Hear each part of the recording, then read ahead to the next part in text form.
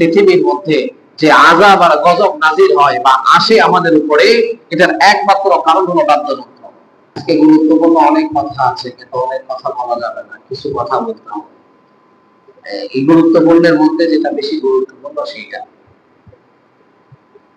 রাসূল আকরাম সাল্লাল্লাহু আলাইহি ওয়াসাল্লামের হাদিস থেকে আমরা উপলব্ধি করতে পারি যে পৃথিবীতে মুসলিম জাতির জন্য আনন্দের, খুশি দিন শুধুমাত্র দুইটি। কয়টি? দুইটি। একটা হলো ঈদুল ফিতর আর একটা হলো ঈদুল আযহা, ইয়াউমুন নাহর, ইয়াউমুল ফিতর।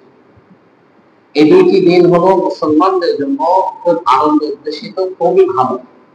রাসূল আকরাম সাল্লাল্লাহু আলাইহি ওয়াসাল্লাম যখন মদিনায় আসেন, মদিনায় আসবার পরে দেখছেন নির্দিষ্ট কিছু দিন মদিনার ইহুদি নাসারা খেলাধুলা করছে, মানে এই দিনটাকে আনন্দ উদযাপন করে পালন করছে।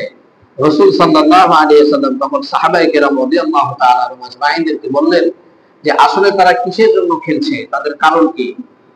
বলতেছে তারা এই পিছন থেকে এই দিনটাকে তারা উদযাপন করে আসে, তারা আনন্দ করে।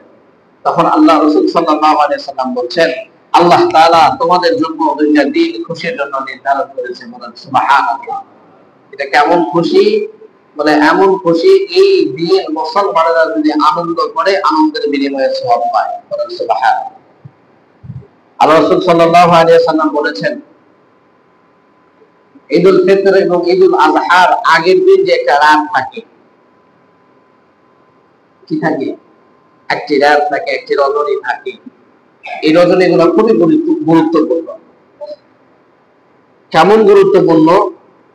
আল্লাহ রাসূল সাল্লাল্লাহু আলাইহি ওয়াসাল্লাম বলেন যে এই দিনে যারা ইবাদত করে কিয়ামতের ময়দানে তাদের কলব জিন্দা থাকে, আর এই দিনে যারা ইবাদত করে না তাদের কলব মৃত কলবের মতো হয়ে যায়।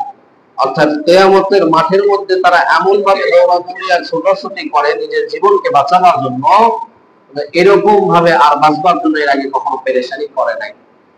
তার মানে বোঝা যাচ্ছে রাসূল আকরাম সাল্লাল্লাহু আলাইহি ওয়াসাল্লামের কথা অনুযায়ী যে ঈদের আগের দিন রাত্রেও কি করতে হবে? ইবাদত করতে হবে। যদিও বা মুসলমানদের জন্য আনন্দের কথা, আনন্দের দিন, আনন্দের রাত, কিন্তু রাসূল সাল্লাল্লাহু আলাইহি ওয়াসাল্লাম বলছেন এর আগের রাত্রে ইবাদত করতে হবে। তাহলে ইবাদতের মাধ্যম দিয়ে আমাদেরকে আনন্দকে নিয়ে আসতে হবে।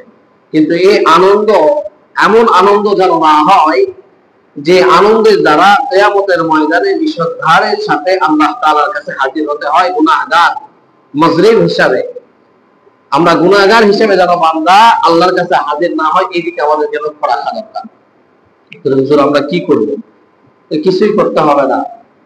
যে কাজগুলো আমরা করি, আমাদের সমাজে যে কাজগুলি হয়, সেটাকে বর্জন করলে আল্লাহ তাআলা এটা যাতা এবং খায়ের দান করবে। তো হুজুর ঈদের কারণে তো আমাদের তেমন কোনো সমস্যা হয় না।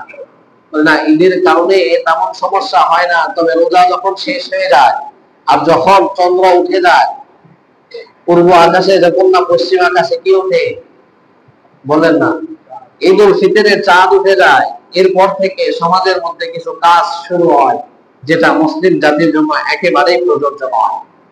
সেটা কি?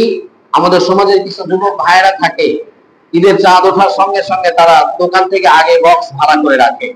তাহলে আপনি সারা রোজা কষ্ট করে মুত্তাকি হলেন, 27 রাত্রিতে সারা রাত ইবাদত করে আপনি নিজেকে পবিত্র করালেন, কিন্তু আপনি নিজেকে পরিপূর্ণ ঈমানদার দাবি করানোর পরে এই ঈদের চাঁদ ওঠার পরে পরে আপনার এই অবস্থাটা কোথায় গেল? আপনি যে সারা রমজান মুত্তাকির মিশন চালু করলেন, সারা রমজান মুত্তাকি হয়ে গেলেন, তাহলে শুধুমাত্র একটা চাঁদ ওঠার সঙ্গে আপনার মুত্তাকিটা কি সীমাবদ্ধ, নাকি সারা জীবনের জন্য মুত্তাকিটা সীমাবদ্ধ? কথা বলেন, ঘুমায় গেছেন নাকি? শুধু কি চাঁদের জন্য এই সীমাবদ্ধ ছিল যে চাঁদ উঠবে মুত্তাকি বিলুপ্ত হয়ে যাবে, নাকি এরকম যে পুরো রমজানে নিয়ত করলাম আল্লাহ আমি কিয়ামত অবধি পর্যন্ত যতদিন আমার হায়াত থাকে আমি এতদিন পর্যন্ত মুত্তাকি হয়ে গেলাম, আমার দ্বারা আর কোনো সাদের হবে না? কিন্তু এরকমটা তো হয় না। সমাজের মধ্যে এরকম ভাবে এত পরিমাণ গুনাহ বেড়ে যায়, চাঁদ ওঠার সঙ্গে সঙ্গে এত পরিমাণ বিভক্ত হয়ে যায়, মেয়েরা একদল হয়ে যায়, ছেলেরা একদল হয়ে যায়, তারপরে গুনাহ রঙে রাজ্যের মধ্যে তারা খেলাধুলা শুরু করে দেয়, মনে মনে কবরস্থানের পাশে বিভিন্ন জায়গায় তারা বক্স চালু করে দেয়। আল্লাহ রাসূল সাল্লাল্লাহু আলাইহি ওয়াসাল্লাম বলছে পৃথিবীর মধ্যে যে আযাব আর গজব নাজিল হয় বা আসে আমাদের উপরে, এটার একমাত্র কারণ হলো বাধ্যবাধকতা।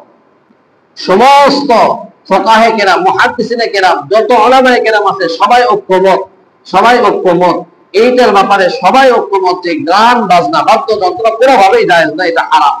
এটা হারাম। এটা কোন পীরের দরবার হোক অথবা কোন আল্লাহর ওলি হোক, কোন গাউস কুতুব হোক, যে যত বড়ই হোক না কেন।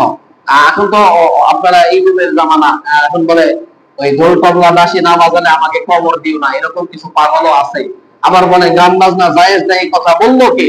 এরকম কিছু পাগলও সমাজের মধ্যে আছে। তাহলে গান বাজনা জায়েজ আছে এরকম দলিলের জন্য অনেক মানুষ আছে, যেটা সর্বসূত্রে সবার কাছ থেকে প্রমাণ হারাম, গান বাজনা করা যায় না। এটার ক্ষেত্রেও কি পাওয়া যায় বলেন? দলিল পাওয়া যায়, কোরআন হাদিসের দলিল পাওয়া যায়। তাহলে এর থেকে নিম্ন শ্রেণীর মানুষ আর হতে পারে? এরা বের করবে। তাহলে এইদিকে ফলো করে যে সারা রমজান এত কষ্ট করলাম, এত কষ্ট করে হায়াতটাকে গোছালাম, রমজান মাসে নিজেকে পবিত্র করালাম, কিন্তু এই চাঁদ ওঠার সঙ্গে সঙ্গে আবার সবকিছু বিলীন করে দিলাম, তাহলে আমাদের কোনো লাভ থাকবে বলেন? থাকবে না। তাই আপনাদের কাছে আহ্বান থাকবে, আল্লাহর ওয়াস্তে পুরো রমজান যেরকম ভাবে ইবাদত করেছেন, সেম কিছু ইবাদত অটোমেটিক রমজান চলে গেলে কমে যাবে। তারাবিহের সালাত থাকবে না, কোরআনে খতম থাকবে না, সাহারি থাকবে না, ইফতারি থাকবে না, কিন্তু বাকি আমলগুলো তো সব ঠিক থাকবে। কি বলেন? ঠিক থাকবে না? তাহলে রমজান মাস যাওয়ার পরে কি সব আমল শেষ হয়ে যাবে? রমজানের সাথে সব বন্ধ? রমজান আসলে যেটা হয়তো এটা বন্ধ হবে, বাকি রমজান চলে যাওয়ার পরে বাকি যে আমল আছে সব চালু থাকবে। বিশেষ